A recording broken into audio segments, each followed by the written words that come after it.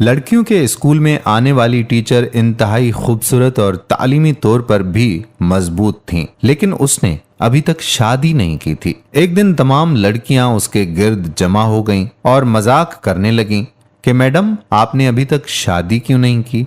Madam ने दास्तान कुछ यूं शुरू कर दी। उसने कहा कि एक औरत की 5 बेटियां थीं। शोहर ने उसको धमकी दी थी कि अगर इस बार भी बेटी हुई तो उसकी बेटी को बाहर किसी सड़क या चौक पर फेंक आऊंगा। अल्लाह पाक की मर्जी, वही जाने कि छठी बार भी बेटी ही पैदा हुई। और शोहर ने बेटी को उठाया और रात के अंधेरे में शहर के बीचों बीच चौक पर रख आया। माँ पूरी रात उस नन्ही सी जान के लिए दुआ करती रही और बेटी को खुदा के सुपर्द कर दिया। दूसरे दिन सुबह वालिद जब चौक से गुजरा तो देखा कि कोई बच्ची को नहीं लेकर गया। बाप बेटी को वापस घर लाया, लेकिन दूसरी रात फिर बेटी को चौक पर फेंक आया। ये अमल वो रोज करता रहा। हर बार वालिद बाहर रखाता और जब कोई लेकर नहीं जाता तो मजबूरन वापस उठा लाता, यहाँ तक कि उसका बाप थक गया और अल्लाह की मर्जी पर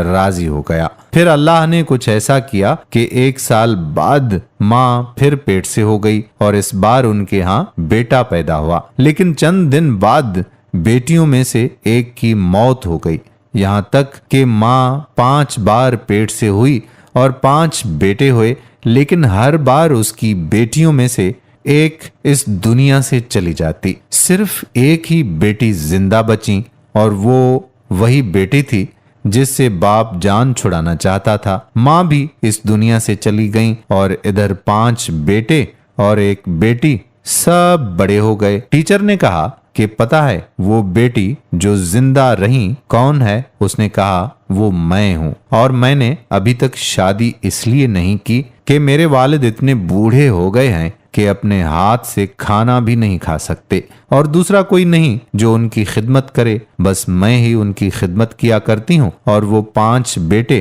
कभी कभार आकर बाप का हाल अहवाल पूछ लेते हैं। वालिद हमेशा शर्मिंदगी के साथ रो रो कर मुझसे कहता रहता है कि मेरी प्यारी बेटी, जो कुछ मैंने बचपन में तेरे साथ किया उसके लिए मुझे मुआफ करना। टीचर कहने लगी कि मैंने कहीं बेटी के बाप से मोहब्बत के बारे में एक प्यारा सा किस्सा पढ़ा था कि एक बाप बेटे के साथ फुटबॉल खेल रहा था और बेटे का हौसला बढ़ाने के लिए जानबूझकर हार रहा था। दूर बैठी बेटी बाप की शिकस्त बर्दाश्त ना कर सकी और बाप के साथ लिपट कर रोई और बोली, बाबा आप मेरे साथ खेलो ताकि मैं आपकी जीत के लिए हार सकूं। सच ही कहा जाता है कि बेटी बाप के लिए रहमत होती है। मेरे प्यारे भाइयों और मेरी मोहतरम बहनों, उम्मीद करते हैं कि ये छोटी सी वीडियो आपको जरूर पसंद आई होगी और बेटी की अहमियत को समझने के लिए काफी होगी। आने वाली वीडियो तक आपका अपना मेजबान